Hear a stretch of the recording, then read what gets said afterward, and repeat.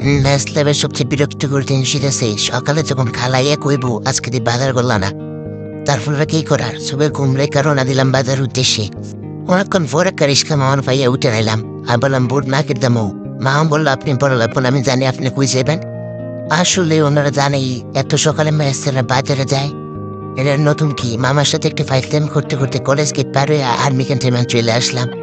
তারপর মামা আমার বাজারে নামাই দিল। প্রথম গেলাম ম্যাচ লাইভে জাতীয় খাবার মুরগির দোকানে।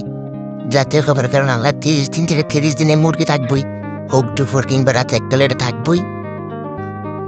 তারপর একটু বাজারটা ঘুরে দেখলাম কি লো দেয়, মাছের দাম অনেক, তাই মাছ না লইয়ে চলে আসলাম।